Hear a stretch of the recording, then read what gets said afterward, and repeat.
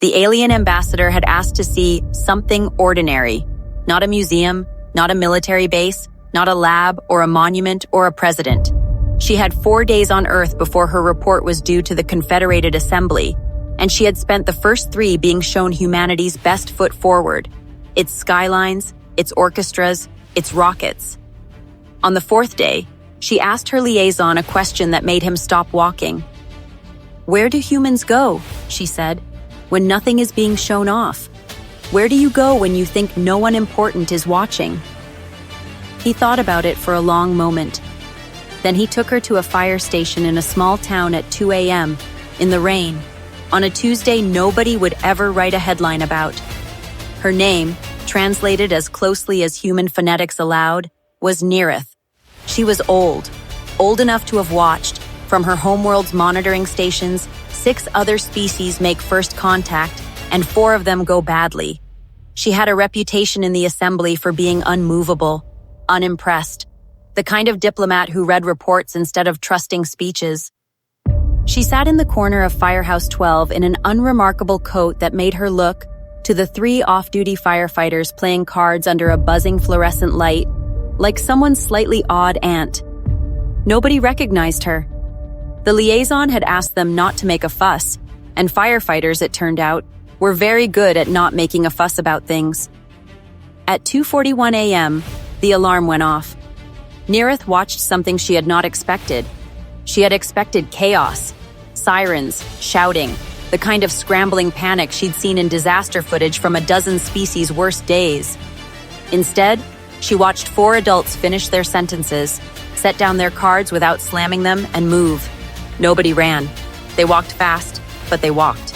Boots into boots, straps snapping into place, an economy of motion that looked less like adrenaline and more like a dance they'd rehearsed so many times it had stopped being a performance at all.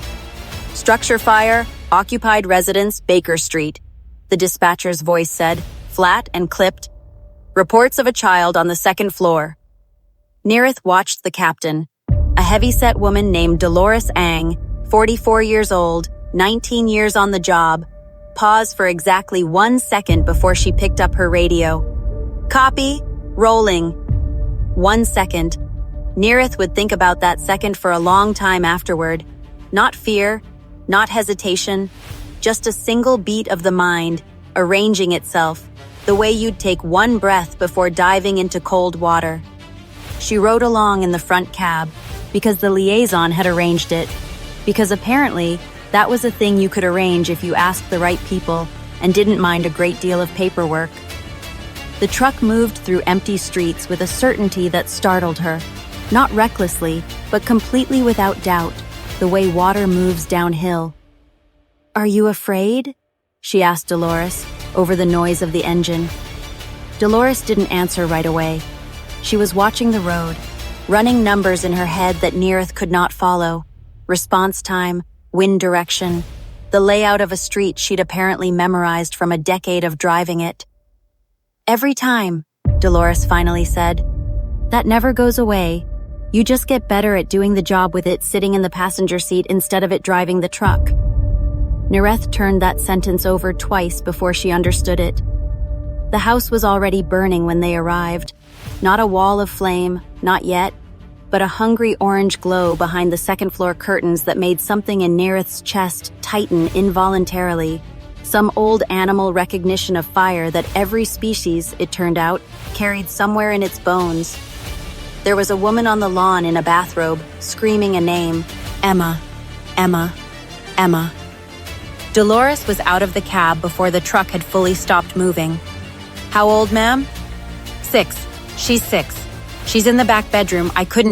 The smoke, I couldn't get back up the stairs. "Which side? Point." The woman pointed. Dolores didn't look at where she was pointing so much as absorb it, the way you'd absorb a fact you were about to build an entire plan on top of. She said 4 words into her radio that meant nothing to Neareth, and everything to the 3 people already moving toward the house with a speed that had nothing performative in it at all. Neareth stood on the lawn, 40 feet from a burning building, and understood, for the first time in 112 years of diplomatic service, across 6 species and 40 worlds, that she was witnessing something she did not have a category for. It was not bravery in the way her species measured bravery, which was usually a single dramatic act, remembered, decorated, told at ceremonies for centuries afterward. This was something stranger. This was bravery as infrastructure. Bravery that had been drilled and funded and unionized and given a pension plan and a Tuesday night card game to pass the hours until it was needed. Bravery that didn't announce itself, that had a chain of command and a training manual and a captain who'd done this so many times that fear had become just another instrument on the dashboard, checked and accounted for, never allowed to take the wheel. She watched a man named Rafael Ortiz, 28 years old, 3 years on the job, go through a second-floor window with a rope harness and come out 90 seconds later with a 6-year-old girl wrapped against his chest like something he would rather die than let go of, which, Neerath understood with a strange, cold clarity, was very close to the actual arrangement he had agreed to the day he took the job. Nobody cheered. That was the thing that undid her, a little. On her homeworld, an act like that would have triggered ceremony, songs, recorded testimony, a small plaque somewhere. Here, Raphael handed the child to a paramedic, said something quiet to her that made her stop crying for a second, and then turned around and asked the captain what she needed him to do next. "You could have died," Neerath said to him later, once the fire was out and the girl was in an ambulance with her mother, and the adrenaline had drained out of the night, leaving behind 4 tired adults coiling hose in the dark. "Yeah," Raphael agreed, like she'd told him the weather. He didn't say it with false modesty. He said it like a fact he'd made peace with a long time ago, filed away somewhere he didn't have to look at it too often. "Then why do you do this?" He thought about it. Firefighters, Neerath was beginning to understand, thought about questions like this less often than she expected, not because they hadn't considered them, but because they'd considered them once, thoroughly, years ago, and simply hadn't needed to revisit the answer since. "Because somebody has to be the one who goes in," he said. "And if it's not going to be me, it has to be somebody. And I'd rather it be somebody who trained for it, who chose it, not," he searched for the word, "not somebody who just happened to be standing there when it mattered." Dolores, coiling hose nearby, added without looking up, "It's not about being fearless. Anybody who tells you that's lying, or they haven't done it long enough yet to know better. It's about deciding, ahead of time, on a boring Tuesday when nothing's on fire, who you're going to be when something is. You make the decision early.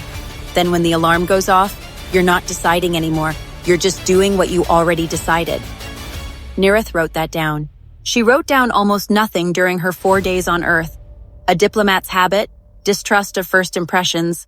But she wrote that down, word for word, in a private notebook that would later become the single most cited line in her report to the Assembly. She asked one more question before the liaison drove her back to her quarters, the sky beginning to lighten at the edges, the small, unremarkable street behind them settling back into the kind of silence that pretended nothing had happened there at all. "How many times," she asked, "has this happened? Tonight, this exact scene, a stranger's child, a burning building, someone running toward it instead of away?" The liaison, who had been quiet most of the night, finally answered. "Tonight? Somewhere on Earth? Probably a few hundred times. Fires, floods, wrecks, people in the water, people on ledges, people just having the worst day of their lives with nobody around to help them through it. Most of it you'll never hear about. Most of the people who do it don't think it's a story worth telling. They think it's Tuesday." Neerath's report to the Confederated Assembly, submitted 6 weeks later, ran to 11 pages. 10.5 of them were the standard diplomatic assessment, trade capacity, technological trajectory, governmental stability, all the metrics the Assembly required before extending a species' full standing among the stars. The final half-page was different. It had no data in it at all. "I was asked to evaluate whether humanity was ready for the responsibilities of Confederation membership," she wrote. "I have spent 112 years evaluating species by their capitals, their fleets, their treaties, They're monuments to their own greatness. I recommend, respectfully, that the assembly stop doing this. Send your evaluators to a fire station instead. Send them at 2 in the morning on a night nothing is scheduled to happen, and have them wait. You will not find humanity's greatness in what they show you. You will find it in a converted truck bay in a town whose name will not appear in any history text, staffed by people who have already decided on a quiet Tuesday exactly who they intend to be when the alarm finally rings, and who then simply go and be that person, without ceremony, without applause, and without once believing there was anything remarkable about the choice at all. I recommend full and immediate standing, not because humanity is without flaw. Every species is without flaw. I recommend it because I watched a 28-year-old man climb through a window into smoke he could not see through, for a child he had never met. And when I asked him why, he looked at me like it was the strangest question he'd ever been asked. That is not the behavior of a species that needs another 100 years of watching. That is the behavior of a species that has already decided who it is going to be. I believe we are simply late to notice. The Assembly granted humanity full confederation standing 4 months later, the fastest ratification in recorded history. Neerith was not present for the ceremony. She had already requested reassignment to a different posting entirely, liaison to Firehouse 12, indefinitely, on the grounds, filed in writing in her formal Assembly request that she had further research to conduct on Tuesday nights and had grown fond of the coffee. Dolores Ang made her an honorary member of the crew 11 months later, at a small ceremony that nobody outside the firehouse ever heard about, involving a second-hand turnout coat 2 sizes too big and a mug with her name misspelled on it. Neerith kept the mug on her desk for the rest of her career. When junior diplomats asked her years later what had actually convinced her that humanity deserved a seat among the stars, she never mentioned the fleets, or the treaties, or the monuments. She told them about the 1 second, the single unhurried breath Dolores Ang took before she picked up the radio, not because she wasn't afraid, but because she'd already decided, long before that night, exactly what she was going to do with the fear once it arrived. That's the whole species if you want to understand it, she'd say. Not fearless, just already decided. Ask them why, and they'll look at you like it's a strange question. That's how you'll know you're looking at the real thing and not a performance of it.